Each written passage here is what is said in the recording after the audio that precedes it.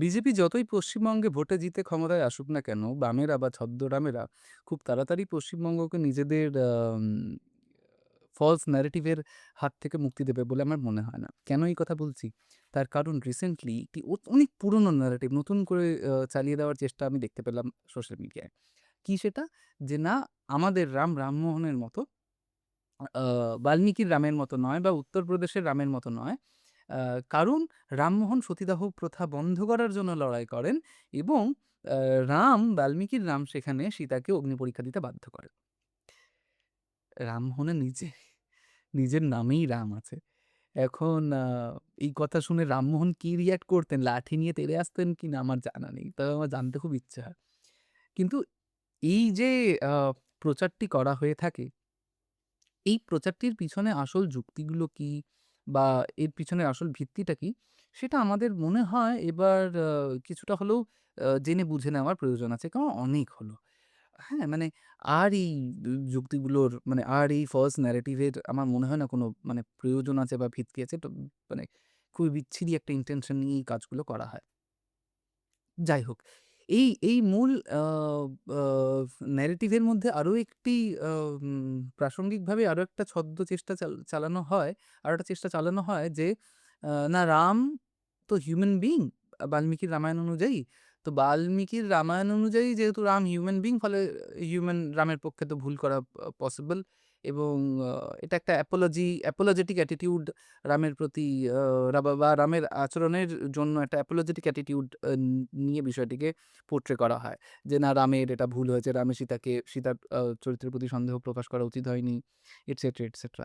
কিন্তু আসলে মূল বিষয়টা কি? সীতার চরিত্র এখানে কিভাবে রাম অবজার্ভ করেন, কিভাবে বাল্মীকি সীতার চরিত্রকে পোর্ট্রে করছেন বা রাম এখানে একদমই হিউম্যান নয়। মানে কোথাওই কোনোভাবেই রামকে বাল্মীকি হিউম্যান হিসেবে মানবিক একটা মানুষের রূপ হিসেবে কোথাও পোর্ট্রে করার চেষ্টা করেননি।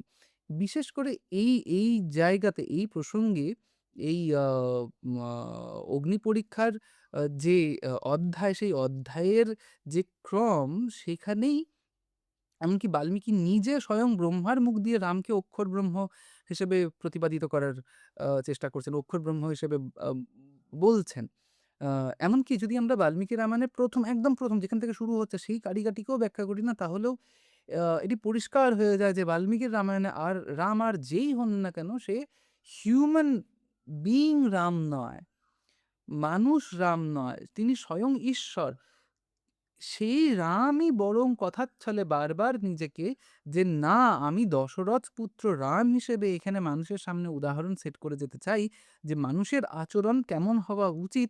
এই চেষ্টা করে যাচ্ছেন। আসলে সেই ঈশ্বরেরই অবতার রাম তার নিজের আচরণ দ্বারা সমাজে মর্যাদাকে প্রতিষ্ঠা করার চেষ্টা করছেন।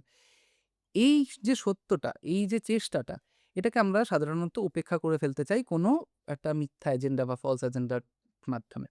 যাই হোক, আহ আমাদের আজকের এই ভিডিওতে মূল আলোচনার বিষয় হচ্ছে সীতার অগ্নিপরীক্ষা।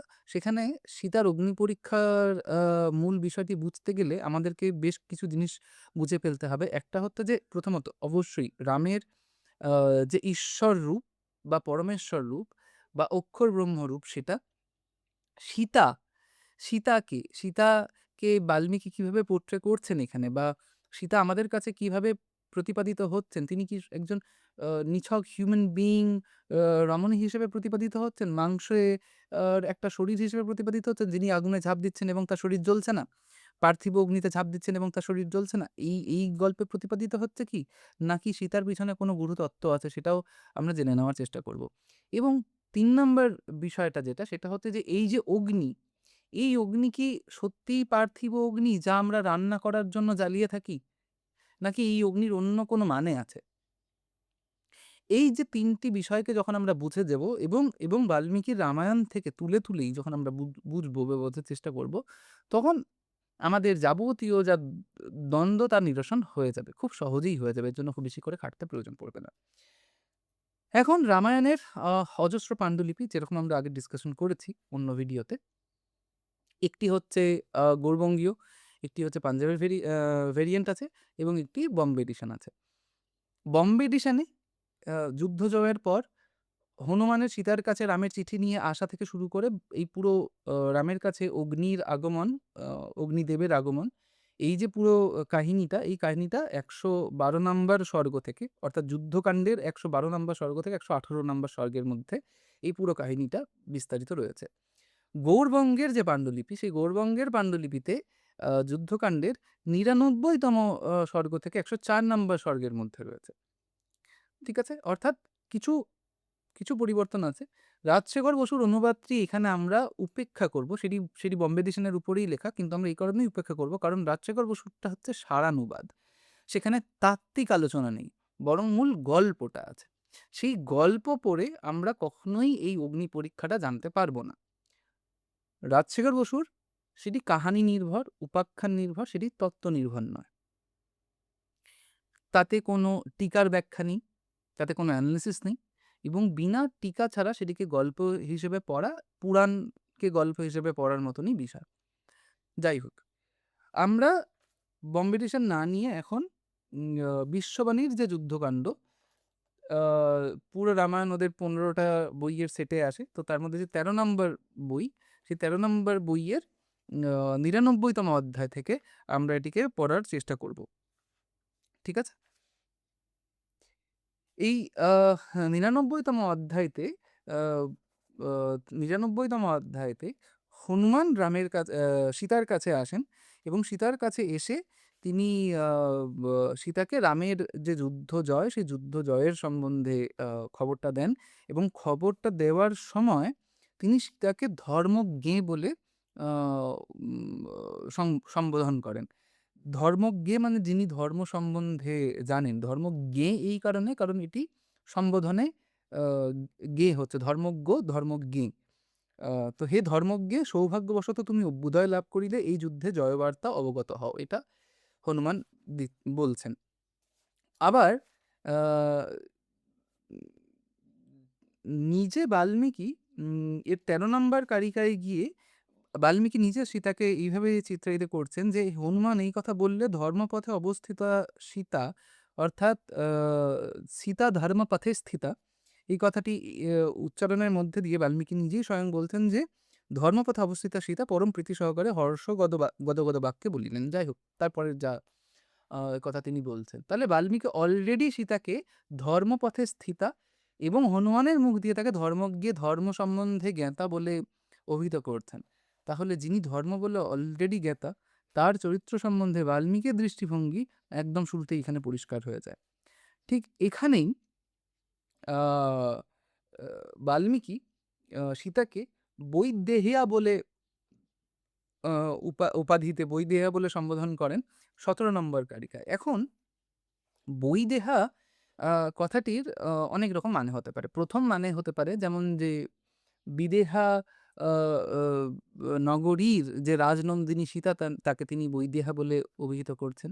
কিন্তু এখানে যেহেতু রামায়ণ আ যোগশাস্ত্র, ফলে বৈদেহা শব্দটির একটি অন্য মানে আ এখানে প্রয়োগ হয় বলে আমার ধারণা। তার কারণটা হচ্ছে, সম্প্রজ্ঞাত সমাধি ৪ প্রকারের হয়। একটা হচ্ছে সবিতর্ক, একটা হচ্ছে আ সবিচার, একটি হচ্ছে আনন্দের সঙ্গে সানন্দ, এবং এবং শেষ প্রকারটি হচ্ছে অস্মিতার সঙ্গে আ আমাদের সম্প্রজ্ঞাত সমাধি হয়। অর্থাৎ যোগের সমাধি ২ প্রকারের হয়। এক হচ্ছে সম্প্রজ্ঞাত সমাধি, অপরটি হচ্ছে অসম্প্রজ্ঞাত সমাধি, যেটাকে আমরা সবিকল্প, নির্বিকল্প বলেও জানি। এই সবিকল্প সমাধি ৪ প্রকারের।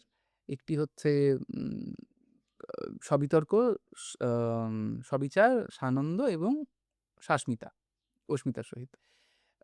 এই যে অস্মিতার সহিত যে সমাধিটা আমাদের হয়, এই সমাধি যার হয়েছে তাকে আমরা আসলে বৈদেহ বলে অভিহিত করি। মানে যার অস্মিতা মানে সম্প্রজ্ঞাত সমাধির শেষ আ লেয়ারটি যিনি অতিক্রম করেছেন, যার হয়েছে, তিনি বৈদেহ বলে অভিহিত হন। আমরা এর প্রমাণ কোথায় পাবো? এর প্রমাণ বিবেকানন্দ স্বয়ং রাজযোগে খুব সহজেই এভেইলেবল যেটা, সেটা হচ্ছে রাজযোগে যখন তিনি সমাধি আ আ পাদ ব্যাখ্যা করেছেন পতঞ্জলির যোগসূত্রের, সেখানেই ১৭ নম্বর যে সূত্রটি, সেই ১৭ নম্বর সূত্র ব্যাখ্যা করার সময় অলরেডি এই বিদেহ শব্দটিকে ব্যাখ্যা করেছেন। কি বলেছেন? যে অস্মিতা সমাধি অবস্থাতে সম্পূর্ণরূপে মনের অতীত হওয়া যায় না।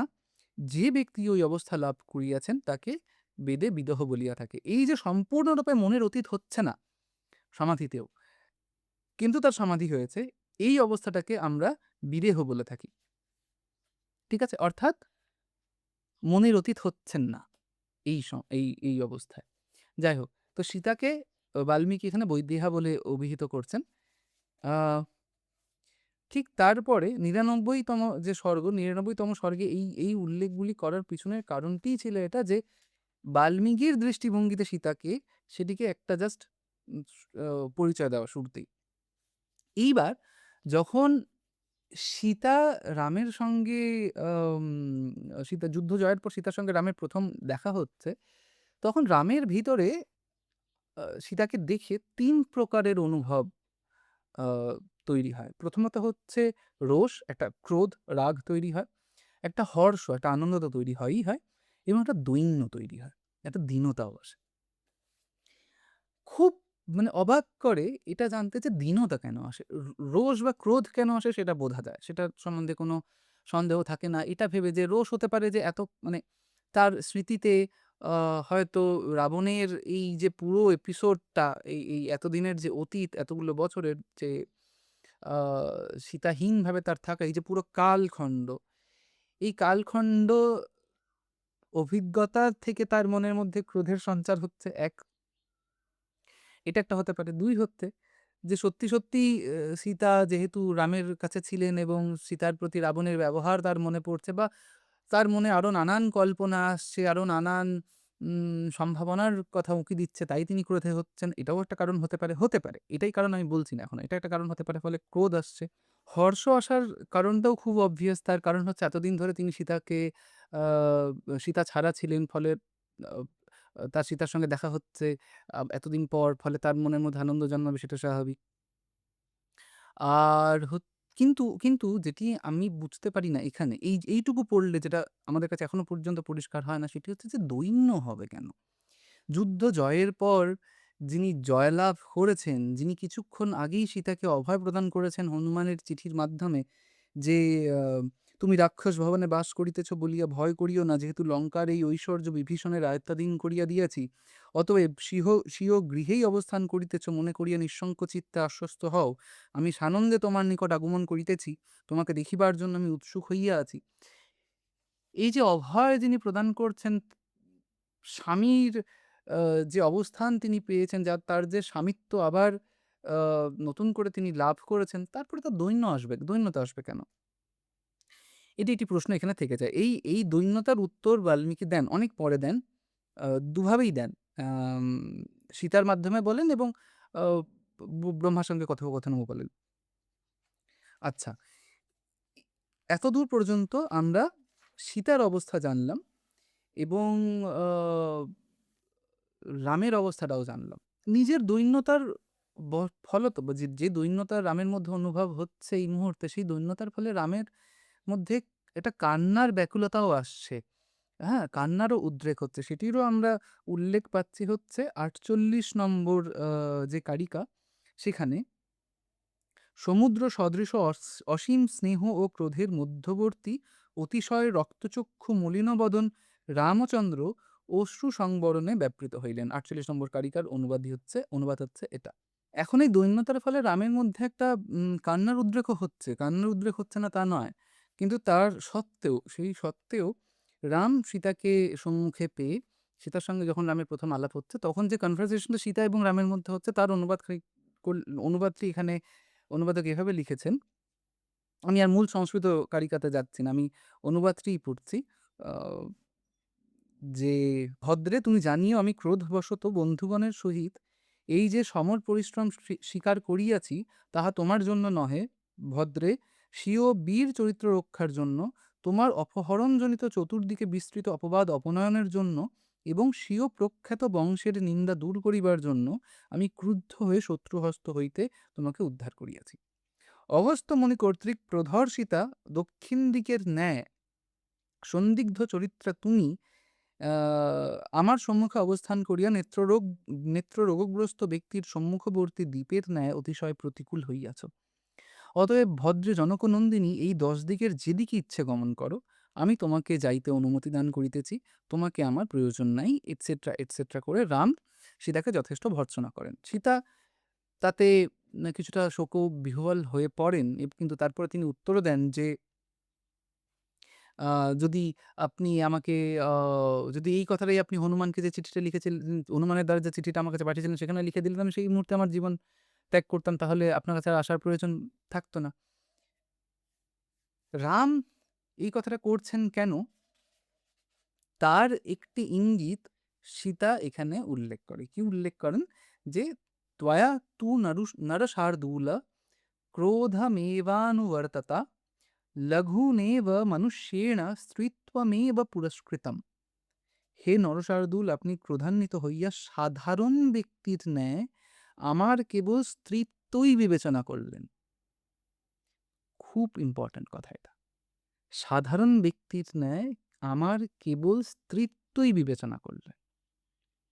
অর্থাৎ সাধারণ ব্যক্তি সীতার যে স্ত্রীত্ব সেটিকেই ব্যাখ্যা করে থাকে। এই যে অগ্নি পরীক্ষার যাবতীয় যা ঘটনা যেটি আম বামপন্থীরা বা যারা রামায়ণ পড়েনি তারা ব্যাখ্যা করে থাকেন যে না, স্ত্রী সীতাকে অগ্নিতে নিক্ষেপ করা হয়েছিল। না, একদমই নয়। এক্কেবারে নয়। এইটি এখানে হাইলাইট করছে সীতার কথার দ্বারা যে, "হে নরশার্দূল, আপনি সাধারণ ব্যক্তির মতন আমার স্ত্রীত্ব বিবেচনা করবেন? সাধারণ ব্যক্তি তো আমার স্ত্রীত্ব বিবেচনা করবে। তাই বলে আপনি আমার স্ত্রীত্বই বিবেচনা করবেন? আমি জনকনন্দিনী বলিয়া অভিতা হইলেও আমার উৎপত্তি হইয়াছে ভূগর্ভ হইতে। অতএব আমি সাধারণ মানুষই নহি।" হ্যাঁ? ভূগর্ভ হইতে অর্থাৎ ভূতত্ত্ব যেখানে আছে সেই ভূতত্ত্ব থেকে তার উৎপত্তি। ভূতত্ত্ব অর্থাৎ মূলাধার চক্রে যে পৃথিবী তত্ত্ব থাকে সেখান থেকে সীতার উৎপত্তি। এই কথা তিনি আ রামকে মনে করালে আ রাম এমন একটি ভাব ধরেন যে তিনি উন্নাসিক, তাতে তার কিছু এসে যায় না। এইবার সীতা লক্ষ্মণকে চিতা প্রস্তুত করার জন্য ইঙ্গিত করেন। লক্ষ্মণ রামচন্দ্রের দিকে তাকান। রামচন্দ্রের দিকে তাকিয়ে লক্ষ্মণ এমন কোনো কিছু ভাব পান না যে তিনি আটকাচ্ছেন। লক্ষ্মণ চিতা প্রস্তুত করেন সীতার কথা শুনে এবং সীতা দেবী দেবতা ও ব্রাহ্মণদিগকে প্রণাম করিয়া কৃতাঞ্জলিপুটে অগ্নিদেবের নিকট সমীপে বলিলেন যে, "আমি যে প্রকাশ্যে অথবা গোপনেও সর্বদা কার্য দ্বারা, বাক্য দ্বারা বা শরীর দ্বারা রামচন্দ্রকে অতিক্রম করি নাই, আমার মন যে কখনো রামচন্দ্র হইতে বিচলিত হয় নাই, সেই জন্য এই লোকসাক্ষী অগ্নি আমাকে সর্বতোভাবে রক্ষা করুন।" এই বলে হে অগ্নে, হে দেবসত্তমা, আপনি সমস্ত প্রাণীর শরীরাভ্যন্তরে অবস্থান করেন। মনে রাখতে হবে। আপনি সমস্ত প্রাণীর শরীরাভ্যন্তরে অবস্থান করেন, অতএব আপনি আমার শরীরস্থিত সাক্ষী, আপনি আমাকে রক্ষা করুন। আপনি আমার শরীরস্থিত সাক্ষী। পৃথিবী তত্ত্ব, ভূগর্ভ হইতে যার জন্ম, সেই ভূগর্ভ হইতে যার জন্ম সেই সীতা কখনো রামকে অতিক্রম করেননি। ১ শরীর দ্বারা, কার্য দ্বারা, বাক্য দ্বারা কখনোই রামকে অতিক্রম করেনি। অর্থাৎ তার অবস্থা এখনো রামকে অতিক্রম করে যায়নি। তার অবস্থা এখনো রামের অধীনেই আছে। অর্থাৎ আমরা যে সম্প্রজ্ঞাত সমাধির কথা বলছিলাম, সেই সম্প্রজ্ঞাত সমাধির ইঙ্গিত এখানে দেওয়া হচ্ছে। এবং কোন অগ্নির কথা বলা হচ্ছে? শরীরাভ্যন্তরে যে অগ্নি, সেই অগ্নির কথা বলা হচ্ছে। এর আরেকটি প্রমাণ কি? আরেকটি প্রমাণ হচ্ছে ১০৪ নম্বর অধ্যায়ে আ পিতামহ ব্রহ্মা রামের সম্মুখে এই অগ্নির আ যে স্বরূপ, সেই স্বরূপটি বর্ণনা করছেন কিভাবে? "ধূমবিহীন অগ্নি চিতাস্থিত সীতাদেবীকে রক্ষা করিয়া শীঘ্র নিজ মূর্তি ধারণ করত তাহাকে গ্রহণ করিয়া উত্থিত হইলেন।" এই যে অগ্নি, এই অগ্নির স্বরূপ বর্ণনা করা হচ্ছে ১০৪ নম্বর সর্গ যেটি যুদ্ধকাণ্ডের সেখানে। সীতা অলরেডি ব্যাখ্যা করেছেন যে এই অগ্নি শরীরাভ্যন্তরস্থ অগ্নি। বাল্মীকি আবার নতুন করে ১০৪ নম্বরে ব্রহ্মার সমস্ত কথা রামকে বলা হয়ে গেছে। তারপর আ আ বাল্মীকি এই অগ্নির স্বরূপ সম্বন্ধে ব্যাখ্যা করতে গিয়ে বলছেন, "ধূমবিহীন অগ্নি চিতাস্থিত সীতাদেবীকে রক্ষা করিয়া শীঘ্র নিজ মূর্তি ধারণ করত তাহাকে গ্রহণ করিয়া উত্থিত হইলেন।" কি মুশকিল রে ভাই! বাইরের আগুন হলে, পৃথিবীর যে বিষয়ের অগ্নি হলে, তাতে ধুম থাকত না? তাতে তো ধোঁয়া হবে। এই অগ্নি ধূমবিহীন অগ্নি। এই অগ্নি ধূমবিহীন শরীরাভ্যন্তরস্থ অগ্নির কথা বলা হচ্ছে। সীতা ভূগর্ভ হইতে জাত, অর্থাৎ সাধারণ স্ত্রীত্ব তার মধ্যে নেই। এইবার এই স এই এই সীতার সহিত রামের যে মিলন হবে, সেই মিলন অগ্নিদেবের দ্বারা হচ্ছে। অগ্নিদেব বালসূর্য সদৃশী তপ্তকাঞ্চন ভূষণা রক্তাম্বর ধারিণী নীলকুঞ্চিতকেশী অম্লান মাল্য শোভিতা অবিকৃত রূপা এবং প্রশস্ত মনা বিদেহ রাজনন্দিনীকে এখানে বৈদেহী বলা হচ্ছে আবার। এটিকে অনুবাদক বিদেহ রাজনন্দিনী হিসেবে ব্যাখ্যা করেছেন।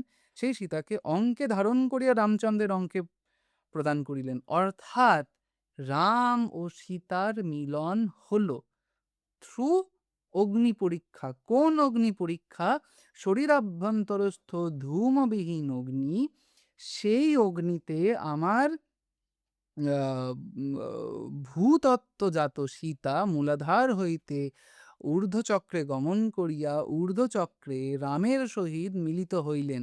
এই যে রামের অঙ্কে সীতাকে বসালেন, এ এই যে শৃঙ্গার, এই শৃঙ্গার যে নিছক মানবীর শৃঙ্গার নয়, এইটি বোঝাতে আবার ব্রহ্মা রামের উদ্দেশ্যে বলছেন, "অক্ষরং অক্ষরম ব্রহ্ম সত্যম তে মধ্যে চান্তে চ রাঘবা।" হে রাঘব, আপনি জগতের আদি, মধ্য এবং অবসানে বর্তমান সর্বদা একরূপ সত্যস্বরূপ ব্রহ্ম। সেই অক্ষর ব্রহ্মের সঙ্গে এটি ১০৩ নম্বর সর্গের থেকে আমি এই কথাটি বলছি। সেই ১০৩ নম্বর সর্গে ব্রহ্মা রামকে অক্ষর ব্রহ্ম হিসেবে প্রতিষ্ঠিত করছেন। সীতা নিজেকে ভূতত্ত্ব হইতে জাত, কেবল স্ত্রীত্ব সাধারণ অ মানুষ যেভাবে তার স্ত্রীত্বকে ব্যাখ্যা করবে, সেই স্ত্রীত্বের কথা যাতে রাম না ধরেন তাকে স্মরণ করাচ্ছেন। সীতা নিজের শরীরের অভ্যন্তরস্থ অগ্নিকে আহ্বান করছেন এবং আ সেই অগ্নি যে ধূমবিহীন অগ্নি, সেটিকে হাইলাইট করছেন বাল্মীকি স্বয়ং নিজে ১০৪ নম্বর অধ্যায়তে গিয়ে। এবং এই পরীক্ষার পর এই যে অবস্থা অতিক্রম করার পর আ অস্মিতা আ আ শাশ্মিতা সবিকল্প সমাধিতে থাকা সীতা আসলে নির্বিকল্প সমাধিতে গেলেন। তার রামের সঙ্গে তার মিলন হলো এবং এই মিলন যে নিছক মানবীর শৃঙ্গার নয়, এইটি বোঝানোর জন্যে ব্রহ্মা অলরেডি ১০৩ নম্বর সর্গে রামকে অক্ষর ব্রহ্ম হিসেবে প্রতিপাদিত করে ফেলেছেন। এই পুরো বিষয়টি হচ্ছে আমাদের রামায়ণের আসলে মূল জায়গা। অর্থাৎ সীতার সঙ্গে এই যে রামের মিলন, সীতার সঙ্গে রামের এই মিলন নিছক কেবল দুজন মানবীর মিলন নয়। কোনো এক সাধারণ পুরুষত একজন সাধারণ পুরুষ মানে হিউম্যান বিং মেল এবং একজন ফিমেলের মিলন নয়। ইহা একেবারেই যোগতাত্ত্বিক মিলন। সবিকল্প সমাধি থেকে নির্বিকল্প সমাধির দিকে যাত্রা। সবিকল্প সমাধি যা শাশ্মিতা সমাধি, যাকে আমরা যে অবস্থাকে আমরা বৈদেহ বলি, সেই অবস্থায় আমরা মনকে অতিক্রম করতে পারি না। তখনও আমাদের মধ্যে মনের অবস্থা থেকে যায় বা অন্তঃকরণ অবস্থিত থাকে। সেই অন্তঃকরণেও সীতার মধ্যে ক্ষণকালের জন্য রাম ছাড়া অন্য কোনো কিছুর চিন্তা আসেনি। তিনি রামকে অতিক্রম করে যাননি। এই অবস্থা আছে, এইটাই প্রমাণিত হয় হচ্ছে সেই ধূমবিহীন শরীরাভ্যন্তরস্থ অগ্নির দ্বারা, যেখানে আমার আসলে সীতারূপ কুলকুণ্ডলিনী সেই অগ্নি পরীক্ষাকে অতিক্রম করে আমার ঊর্ধ্বচক্রে রামের সহিত মিলিত হবেন। এই মিলিত হওয়াই তার নির্বিকল্প সমাধি যোগের অন্তিম পরিণতি। আশা করি বোঝাতে পারলাম। যদি কোনো আ সন্দেহ থেকে থাকে মনের মধ্যে, যাকে ভাষা দ্বারা ব্যাখ্যা করা সম্ভব। আ তাকে আপনি কমেন্ট বক্সে লিখুন। আমি তার উত্তর দেওয়ার চেষ্টা করব সেখানে। আর আ যাকে ভাষায় ব্যক্ত করা যায় না, এইরকম যদি উপলব্ধি এর সন্দেহ বা কোনো প্রশ্ন মনের মধ্যে জাগে, আমি সাজেস্ট করব যে আপনি আপনার সাধনার দ্বারা, আপনার আম গুরু প্রদত্ত আ যে ক্রিয়া বা যে আচরণ বা রিচুয়াল সেগুলির দ্বারা আমার ধারণা যে আপনি এটিকে উপলব্ধি করতে পারবেন। অবশ্যই এই নির্বিকল্প সমাধিকে কখনোই ভাষা দ্বারা প্রকাশ করা পসিবল নয়। যেহেতু ভাষা দ্বারা প্রকাশ করা পসিবল নয়, যেহেতু তত্ত্বত একে প্রকাশ করা যায় না, তাই এখানে আমরা কাব্যের আশ্রয় নিই। দর্শনের গূঢ় তত্ত্বকে সবসময় দর্শনের ভাষা দ্বারা অতিক্রম করা পসিবল হয় না। ঠিক যেটা আমরা দেখতে পাই আসলে শঙ্করাচার্যের লেখনীতে। তিনি ব্রহ্মসূত্রের ভাষ্য লিখছেন, তিনি উপনিষদের ভাষ্য লিখছেন। কিন্তু উপনিষদ বা ব্রহ্মসূত্রের ভাষ্যে তিনি পুরোটা বলতে পারছেন না। কারণ বৈখরি বাঁকের একটা লিমিটেশন আছে। সেই লিমিটেশনকে তিনি ও ছাপিয়ে যেতে পারছেন না। ফলে তাকে কাব্যের আশ্রয় নিতে হচ্ছে। কারণ কাব্যের রসময়তার দ্বারাই রসোত্তীর্ণ হওয়া যায়। এই যে আমরা রসোত্তীর্ণ হওয়ার কথা বলি বা রসোপলব্ধির কথা বলি, সেই রসোপলব্ধির জন্য আমাকে রসময়তার মধ্যে দিয়েই যেতে হয়। বাল্মীকি সেই চেষ্টাই করছেন। নিছক গূঢ় কিছু তত্ত্বের দ্বারা, ডিসকাশনের দ্বারা, শাস্ত্রের দ্বারা একে ব্যাখ্যা করা পসিবল নয়। একে ব্যাখ্যা করতে গেলে কাব্যেরই প্রয়োজন আছে। কাব্যের রসময়তার দ্বারাই তিনি